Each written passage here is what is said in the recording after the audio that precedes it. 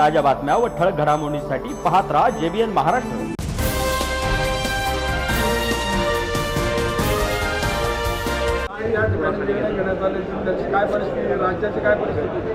पाणी टंचाईच्या बाबतीमध्ये यावर्षी सालाबादाप्रमाणे आपण बैठक घेतो तशी बैठक घेण्यात आली। मागच्या वर्षाची स्थिती पाहिली असता मागच्या वर्षी याच दिवसामध्ये 22 टँकर आपले सुरू होते, 100च्या वरती विहीर अधिकृत करण्यात आल्या होत्या, पण यावर्षी एकही टँकर आपला अजूनपर्यंत सुरू झालेलं नाही आहे। त्याचबरोबर धरणांची स्थिती पाहिली तर जवळपास 50%च्या आसपास आपला धरणांचा साठा आहे। त्यामुळे येणाऱ्या काळामध्ये बाष्पीभवनाचा धोका पाहिला असता, त्याचबरोबर येणाऱ्या वर्षी कमी पाऊस पडेल असा अंदाज सगळीकडे वर्तवण्यात जात असल्यामुळे ही बैठक घेणं अत्यावश्यक गरजेचं होतं। त्याच्यामुळे लोकांना आपण सूचना दिलेल्या आहेत की पाणी जपून वापरा। त्याचबरोबर इरिगेशनच्या डिपार्टमेंटला पण आपण या ठिकाणी माहिती दिलेली आहे की तुम्ही विनाकारण कुठेही पाणी सोडू नये, कोणाच्याही म्हणण्यावर पाणी सोडू नये। MSCBला हे सांगितलं आहे की जिथे अनधिकृत मोटरी लोकांनी काही शेती करता बसवल्या आहेत त्या आजच्या आज काढण्यात याव्या। प्रांत अधिकाऱ्यांना सुद्धा त्या सूचना देण्यात आलेल्या आहे। आणि जर पुढे पाणी सोडायचं असेल तर जिल्हाधिकारी महोदयांच्या परवानगीशिवाय तुम्ही कुठलंच काम करू नये अशा सूचना देण्यात आलेल्या आहे। आणि मला तरी असं वाटतं की याच्यामध्ये बरेच नगरपालिकेचे विषय आहे, काही ठिकाणी पाणी टंचाई पुढच्या काळामध्ये भासेल असं चित्र आहे, पण अजून टँकर लागण्याची स्थिती नाही। पण जो साठा आपल्याकडे आहे तो साठा पुढच्या वर्षापर्यंत जवळपास सप्टेंबरपर्यंत पुरावा याच्याकरता आपण हे नियोजन केलेलं आहे। पाण्याच्या विषयी नागरिकांना काय आव्हान करणार? पाण्याच्या विषयी नागरिकांना काय आव्हान? पाणी जपून वापरा। त्याचबरोबर या ठिकाणी नागरिकांना आवाहन करत असताना ज्या ठिकाणी आता ग्रामपंचायतचे सरपंच आहेत त्यांना आपण हीच विनंती केलेली आहे की जिथं तुम्ही 2 दिवसात पाणी देता ते 3 दिवसात द्या। जिथे नगरपालिकेमध्ये आपण 4 दिवसाच्या आत पाणी देतो 5 दिवसाच्या आत, कारण शेवटी पाणी हे काय आपण तयार करू शकत नाही। जो पाणी साठा आहे त्याच्यामध्येच नियोजन करणं आपलं गरजेचं आहे। त्या पद्धतीने आपण या ठिकाणी सूचना दिलेल्या आहेत।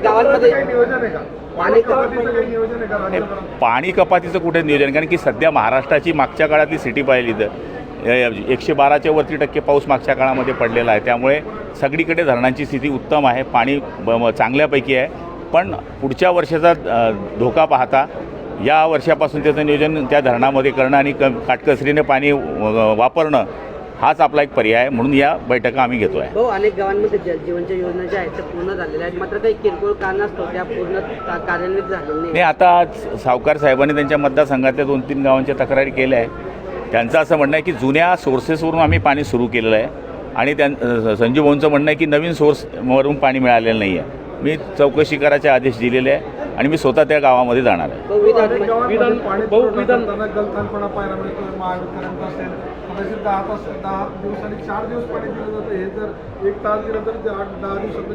हे बघा, आता भुसावळचंही उदाहरण मी सांगितलं की तिथे 10 दिवसाच्या आड पाणी हे 4 तास दिलं जातं। मी त्यांना विनंती केली नगराध्यक्ष महोदयांना आणि CO महोदयांना की जर तुम्ही 5 दिवसात 2 तास द्या ना, 5 दिवसात 2 तास दिलं तर 10 दिवसाचं रोटेशन हे 5 दिवसावर येऊन जाईल ना, लगेच आपल्या हातात आहे। आणि ज्या ठिकाणी MSCBचं करंट चालू असलं तर मोटर बसवल्याशिवाय पाणी घेत नाही, त्या ठिकाणी MSCBने त्यांना मदत करावी। कारण की शेवटी याच्यामध्ये थोडा वाईटपणा घ्यावा लागेल, पण पाणी सगळ्यांना मिळण्याकरता हे प्रयत्न करणं गरजेचं आहे। विधानमंडळामध्ये महिलांना 33% आरक्षण देण्याचा कायदा लागू झालेला आहे, काय प्रतिक्रिया? चांगली गोष्ट आहे। महिलांच्या माध्यमातून आपण पाहिलं की आपल्या महिला सगळ्या बाबतीमध्ये सक्षम आहे। देशामध्ये सगळ्या क्षेत्रामध्ये पाहिलं तर महिलांचा उच्चांक आहे।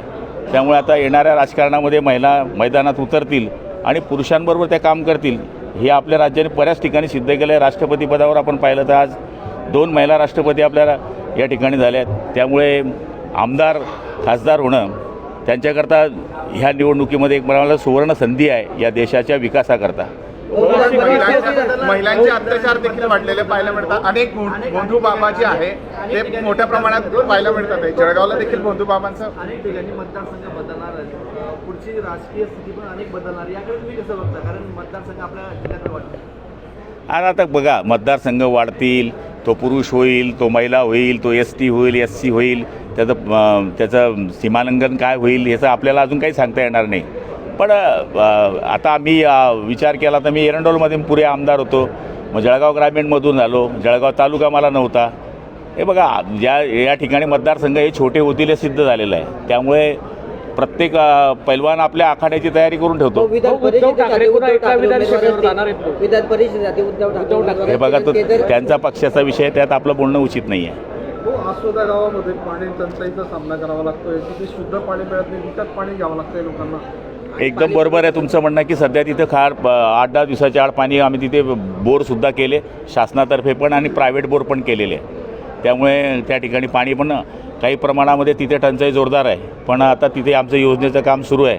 मग थोडं आर्थिक चणचण असल्यामुळे बिलांच्या बाबतीमध्ये थोडी त्यामुळे थोडं काम स्लो आहे. पण एवढ्या 4 महिन्यामध्ये आमची ती योजना पूर्ण झाल्यानंतर पुढच्या वर्षी तुम्हाला आसोद्याला पाण्याची टंचाई दिसणार नाही. हो, अमरावतीच्या अत्याचार प्रकरणामध्ये नवनीत राणांनी म्हटलंय की तो आरोपी जो आहे त्याचं एन्काउंटर केलं पाहिजे आणि त्याला पाकिस्तानात पाठवलं पाहिजे. नवनीत राणा आहेत त्या शेवटी, मी त्यांच्या बाबतीत काय बोलू. नाशिकमधील TCS प्रकरणी आता SIT बरोबरच ATS आणि NI देखील चौकशी करणार आहे. करायलाच पाहिजे. अशा लोकांना सोडलं नाही पाहिजे, पण ते कायद्याने केलं पाहिजे. जोपर्यंत आपण तो कायदा त्याचा गुन्हा सिद्ध होत नाही तोपर्यंत तो आरोपी नाही असं आपल्या भाषेत आहे किंवा कायद्याच्या भाषेत आहे. तो आरोप करणं, तो सिद्ध करून त्याला शिक्षा देणं ही काळाची गरज आहे आणि ते करावं. नवनीत राणांवर कारवाई करा म्हणून प्यारे खानचे नरेंद्र मोदी आणि मुख्यमंत्र्यांना पत्र देणार आहे. अशा पद्धतीने जर ते बोलत असतील तर महाराष्ट्रात दंगे होऊ शकतात असं ते बोलले. नाही, आता आपण त्यांच्या बाबतीत बोलत नाही, त्या राणा आहेत.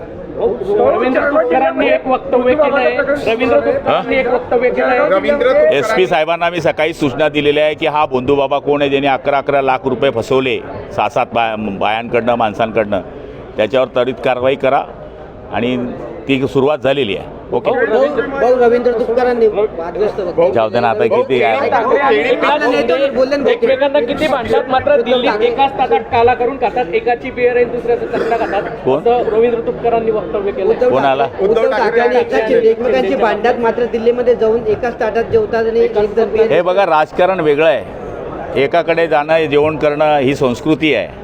आता राजकारणामध्ये का तुम्ही मग एकाकडे बघणार नाही, दुसऱ्याकडे बघणार नाही. लग्न आहे, मरण आहे, कुठले चांगले कार्यक्रम आहे, तिथे एकमेकाकडे जावं लागतं. विचारांची लढाई करा, व्यक्तिगत लढाई माणसाने करू नये राजकारणामध्ये. एकनाथ शिंदे हा साधू माणूस आहे आमचा. ज्या मंदिरात जाईल त्या मंदिराची पूजा करणारा माणूस आहे. याचा अर्थ असा होत नाही की तो माणूस त्याच्याशी भेटला म्हणून याचं असं झालं. ह्या गोष्टी चुकीच्या आहे. आपल्या देशामध्ये आपण बघतो की आदरणीय पंतप्रधान कोणतेही असतील, ह्याच्या पूर्वीच्याही आताची अपोजिशनचाही जरी माणूस समोर आला त्याच्याशी बोलणे, त्याच्या लग्नामध्ये जाणे, त्यांनी कुठलं निमंत्रण दिलं असेल तर तिथे जाणं ही आपली संस्कृती आहे.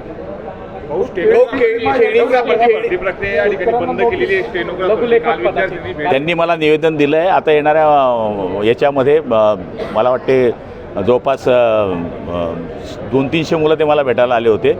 मी आदरणीय मुख्यमंत्री आणि उपमुख्यमंत्र्यांच्या समोर हा विषय मांडणार आहे. आता बस ना.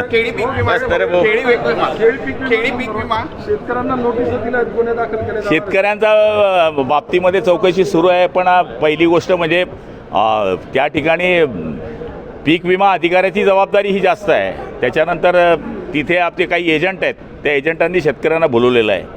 त्यांचा तपास चालू आहे. पोलिसांच्या आणि जिल्हाधिकाऱ्यांच्या कचाट्यातून ते सुटणार नाही अशी मला खात्री आहे. गुन्हेगार आहेत, त्यांच्यावर गुन्हे दाखल होतील ना, कारण त्यांना माहिती आहे की फसवणूक आपण करतोय, त्यांच्यावर गुन्हे दाखल होतील ना. गुन्हा जरी दाखल झाला तर त्याच्यावर तपास केला जाईल ना. तो शेतकऱ्याला कसं फसवलं गेलं, का तो स्वतः फसला की त्यांनी स्वतः फसवलं, ह्या सुद्धा तपासाच्या बाबी आहेत. भाऊ रोहित पवार जे डायरेक्ट शेतकऱ्याला आपण गुन्हेगार म्हणणंही उचित नाही आहे. शेवटी त्या शेतकऱ्याने जर केलं असेल तर तो दोषी सापडेल. पण काही काही शेतकऱ्यांना करण्याला भाग पाडणारे पण लोक आहे की तुम्ही इतके पैसे द्या, तुमचं नाव टाकतो. मग साहजिक आहे काही काही शेतकरी त्याच्यामध्ये फसले. त्याच्यामध्ये आता ते केंद्रवाल्यांवर कारवाई करण्याचं चाललं आहे किंवा इतर लोकांवर कारवाई करण्याचं चाललं आहे. हे सगळा तपासाचा भाग आहे. जे दोषी असतील त्याच्यावर कारवाई होईल. रोहित पवार सुमित्रा पवार यांचा प्रचार करताना पाहिलं. शेवटी रक्ताचं नातं आहे बाबा. खून का रिश्ता आहे. चलो.